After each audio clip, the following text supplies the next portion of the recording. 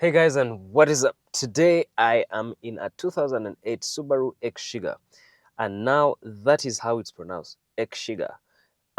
In our common language, we usually say EXIGA, but its actual name, if you go to Japan, it's called the Subaru EXIGA.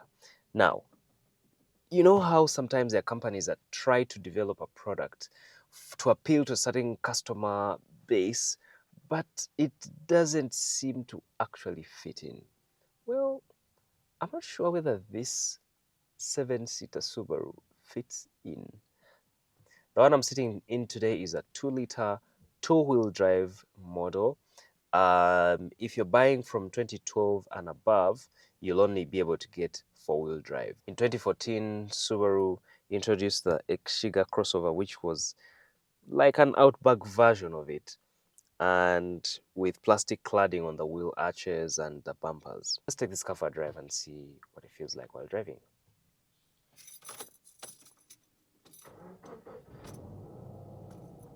So this car definitely feels like any other Subaru. It's pretty smooth if everything is working well. It has got, this one is different though. It doesn't have this handbrake here. It's got the foot handbrake. Would it be a foot handbrake or a foot brake? I think it's a foot brake.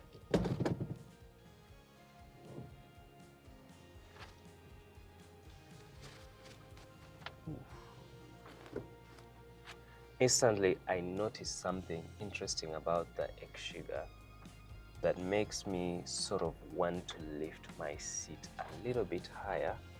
So maybe I will do that.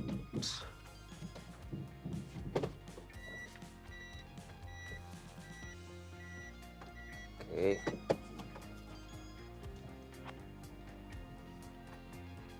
Now, this car is a two-wheel drive, but it feels powerful, I guess because of the 2-liter engine. If you set your seat high enough, you'll notice how long this bonnet is, which is way longer than its predecessor, the Subaru Travic, whose manufacturer year ended in 2005. And according to me, it seemed much more compact and a little more appealing than the EXIGA. However, you can't doubt that this car has got a great view because of the increase in the size of the windows. Now, one of the things that you might quickly notice about the EXIGA is it sort of looks funny.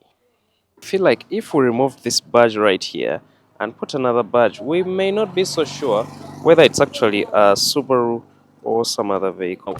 This car being a two-wheel drive, that four-wheel drive is a little higher than this, but even then, it's quite a low car. Now, a place that I feel that might have been compromised on the Subaru quality is areas like these panels. They are really, really light. So if somebody ever hit you in this you probably will have a dent so easily. Let's talk about this riveting. You know, sometimes we rivet our cars with these rivets, but we don't notice that actually we get a little entrance for water thereafter, and your indicator starts to look weird. Maybe something else you can consider is probably giving it a glue, a tough glue, so it can't be yanked out by a thief. As much as I don't have a problem with the front of this car, I have a serious concern about the way it looks at the back. It could have been better, honestly. Got this large window that sort of gives you a great experience while sitting in the car because you have a lot of light that gets in. Now, this car was first released in 2008, and this is actually pretty much one of the first models. It's a two-wheel drive Subaru. Now, that's a bit misplaced actually in a Subarus, right?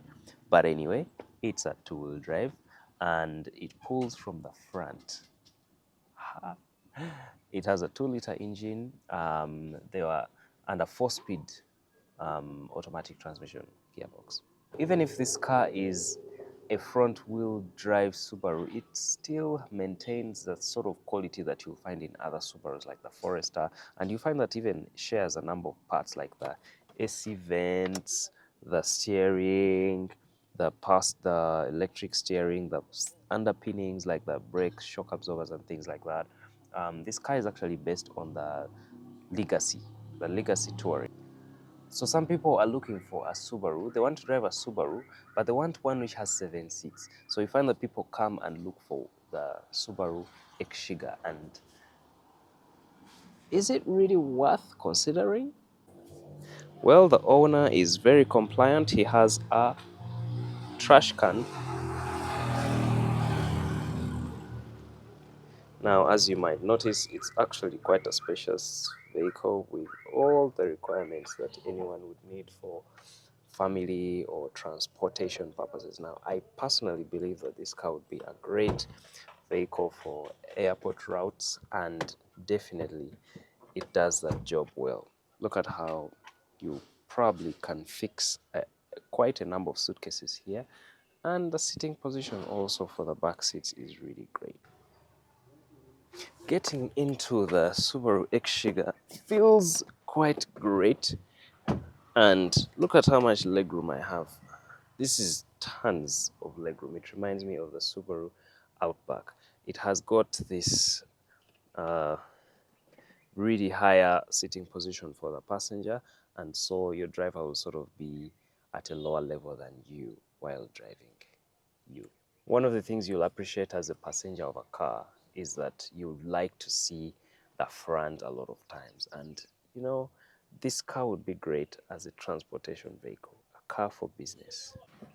Some of the unique features that you'll appreciate is things like cup holders for that you can use while taking the long trips. You will also appreciate the AC that is at the front that blows upward, because you know I am really a person that loves the AC for the people who sit at the back, and you'll find that there's a vents at the front which allow that to happen more easily. The car is quite, some people say glass house, but well, you call it whatever you want. The car is quite lit. Now, interestingly, in our country, we find having a car with a lot of light inside insecure. Well, there are also people who just enjoy light. Subaru was definitely generous with the quality of the materials on the inside, and some of them, like we spoke about, are from different other models of Subarus. But this model is quite appealing and welcoming. It has got dual AC, it has got a very large seating area, which gives you that impression that you are sitting in a lounge kind of vehicle, a vehicle that is spacious. Now, this is a truly unique vehicle in the Subaru lineup, and it's a car that you'll usually find people who have families that want to carry more than four passengers at once, usually leaning towards. I'm seated in the driver's position, and I feel like I have all the space I need. And if I sit in the back seats, there's still much more legroom. That's because also this car is based on the legacy touring, so it shares that platform, and even the underpinnings, you know, the shock absorbers, the bushes and all that, they're all pretty much the same. And you find that because of that length of the Subaru touring, you find that, you know, that the amount of space you have in this car is quite a lot. So the amount of headroom, whatever your height is plenty, and it's even more for the people who sit in the back. Now, I noticed that when you sit in the back, there is a bit more, you sit sort of higher than the driver. But there's some things I notice about this seat that is a bit uncomfortable.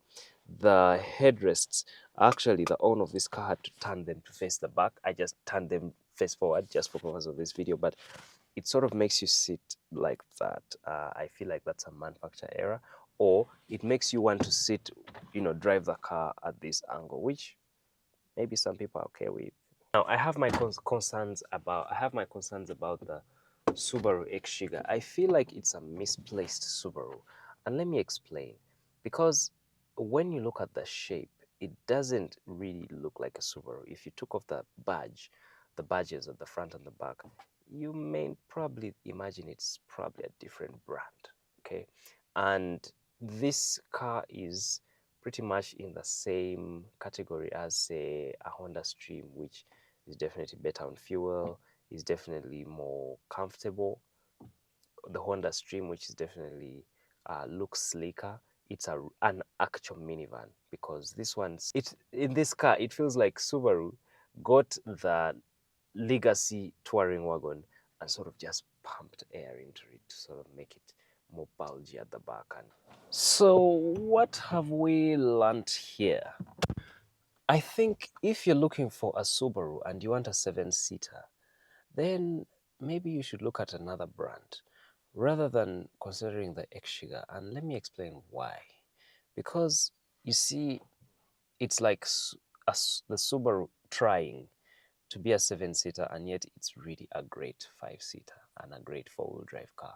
So there's some bits and pieces that sort of just are not right, like the quality of the body, the way it drives a little bit unexpected of a Subaru, because the Subarus are usually a little bit more torquey, but this is feels like you're driving a non-Subaru car. So if you took off that badge, it probably would be a normal, any other branded car, okay? So if you want a 7-seater and you think of a Subaru, maybe you would rather get a Honda Stream 4-wheel drive, or you get something like a Noah, or you get something like a Toyota Wish.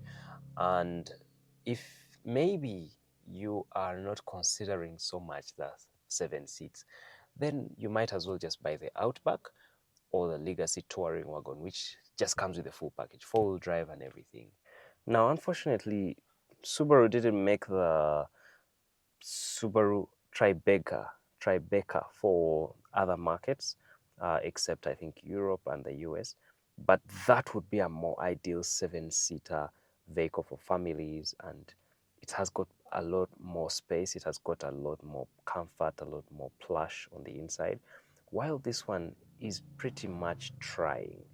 And if I'm not mistaken, this Subaru should have been left as a 5-seater and with just less pump, because it sort of feels more like a more vehicle. While driving this car, I didn't exactly find that perfect sitting position. It's either too high or too low, or the driving mirror is a little too small, because it doesn't give me that wide angle where I can see everything, including the side glasses. The car is too long. You can't exactly tell how long, because the bonnet is long and the backside is long as well. So you sort of have to plan out your parking lest you find yourself knocking somebody. And the same for turning corners and things like that. You really have to master how to navigate those small dynamics. The beauty of products is that if there's a product that you really like, then nothing should stop you from getting it, right?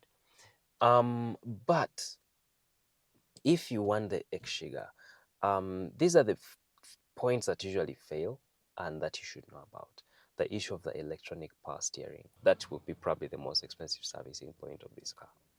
But otherwise, the rest of the things are similar to the Forester, the Legacy Touring Wagon, and all the other Subarus, even the brakes. So it's not like this car will be more expensive to maintain.